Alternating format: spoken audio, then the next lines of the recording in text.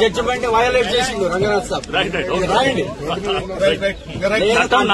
చేస్తున్నారు రావాలి. ఇవాళ అది కూడా కొట్టి అన్యాయం చేశారు. ఇలా మీరు ఎట్లా ఎంటర్ అవుతారండి? టైటిల్ డిస్ప్యూట్ అక్కడ పెండింగ్ ఉంది. విలేజ్ మీకు తెలిసిన నాలెడ్జ్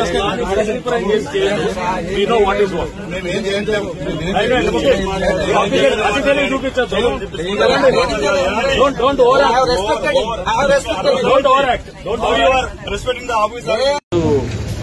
అమీర్పూర్ లో ఉన్నటువంటి ఐలాపూర్ అట్లానే ఈ చక్రపురి కాలనీ లేఅవుట్ దీనికి సంబంధించిన కంప్లైంట్స్ కొన్ని మాకు ఈ మధ్య ప్రజావాణిలో రావడంతో అసలు ఏంటి దీని గురించి తెలుసుకుందామని చెప్పేసి ఇక్కడికి అమీర్పూర్ రావడం జరిగింది. మొదట ఐలాపూర్ అక్కడికి వెళ్ళినప్పుడు అక్కడ మాకు వచ్చిన కంప్లైంట్, స్థానికంగా వచ్చిన కంప్లైంట్ అక్కడ చాలామంది అంటే వేలాది మంది దాదాపు 5,000 పైన మంది ప్లాట్లు మేము కోల్పోయాం. దాంట్లో మేమంతా కూడా చాలామంది లోయర్ ఇన్కమ్ సెగ్మెంట్ ఉన్నాము, మిడిల్ ఇన్కమ్ సెగ్మెంట్ వాళ్ళు అందరూ ఉన్నాము. సో అక్కడ ఆ ప్లాట్లు 1985లో అప్పుడు మేము లేఅవుట్ ద్వారా కొన్నది చాలా ప్లాట్స్ కూడా. దాని తర్వాత గవర్నమెంట్ అది మా ల్యాండ్ అని చెప్పి క్లెయిమ్ చేసి గవర్నమెంట్ వైపు తీసుకోవడం జరిగింది. బట్ అది దాని మీద తర్వాత హైకోర్టు కూడా చేసినటువంటి జడ్జిమెంట్స్ ద్వారా అది గవర్నమెంట్ ల్యాండ్ కాదు, ఇది పట్టా ల్యాండ్ అని చెప్పేసి కూడా ఇచ్చారని చెప్పేసి వాళ్ళ వాదన.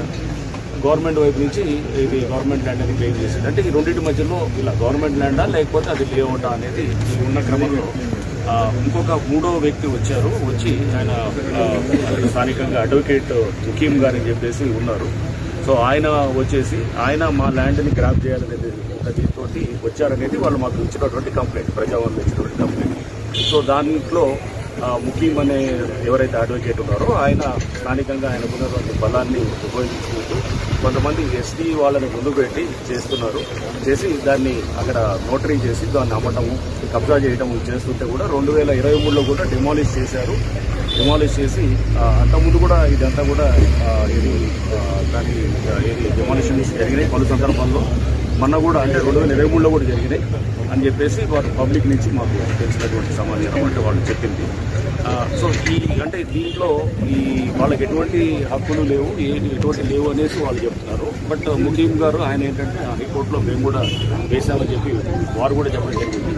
ముఖీం మీద కూడా వీళ్ళు చెప్పిన కంప్లైంట్లో ఆయన ఇంతకుముందు మర్డర్ కేసులో ఉన్నారు, ఆయన మీద ఇదంతా ఉందని చెప్పేసి కూడా వారు చెప్పడం జరిగింది. ఎవరు ఈ కాలనీకి సంబంధించిన లేవచ్చు మర్డర్ కేసులో ఉన్నారని చెప్పి మా మీద మమ్మల్ని భయభ్రాంతులు చేస్తున్నారు అని చెప్పేసి వీళ్ళు చెప్పారు. ఏదైనా కానీ ఇవన్నీ కూడా మేము పరిశీలిస్తాము. వీరిని వారిని అన్ని వాదనలు ఉన్న తర్వాత ఒక జాగ్రత్త సమగ్రమైన ఎంక్వైరీ చేసిన తర్వాత. సో మేమేమి ప్రెజుడిస్ ఏం లేము, ఎవరి వైపు బయాస్ లేవు. మేము ఇది గవర్నమెంట్ ల్యాండా లేకపోతే ఇది అసలు లేఅవుట్ సంబంధించిన ల్యాండా అక్కడ ఐలాపూర్లో, లేకపోతే అసలు వాళ్ళు ముఖ్యం ఎవరైతే చెప్తున్నారో అడ్వకేట్ వారికి సంబంధించిన ల్యాండా అనేది అవన్నీ కూడా పరిశీలనలో తెలుస్తుంది. అండ్ దీంట్లో కోర్టు ఉత్తర్వులు ఏ విధంగా ఉన్నాయనేది కూడా అన్నింటినీ కూడా మేము కూలగొట్టండి మొత్తం చూసిన తర్వాత లోతుగా ఇష్యూని అధ్యయనం చేసి మా లీగల్ టీమ్, హైడ్రా టీమ్ అంతా కూడా దాని మీద డెఫినెట్గా కొన్ని రోజుల పాటు శ్రమిస్తూ చేసి దాన్ని విషయాన్ని బయటికి తీసేదానికి నిజాన్ని ఏంటనేది తీయడానికి కూడా మేము హైడ్రా వైపు నుంచి చేస్తాం. మీ అందరికీ తెలుసు హైడ్రా అనేది ఈ ప్రభుత్వం ఒక మంచి ఉద్దేశంతో డిజాస్టర్ రెస్పాన్స్తో అసెట్ ప్రొటెక్షన్ కూడా. సరే, ఇప్పుడు మీరు చెప్పినట్టే 3 టైమ్స్ డెమాన్స్ట్రేషన్ జరుగుతుంది అయినప్పుడు ఇప్పుడు మండలం తర్వాత ఇప్పుడు మళ్ళీ కన్స్ట్రక్షన్ చేస్తున్నారు. వాళ్ళు చేస్తుంటారు చాలా మంది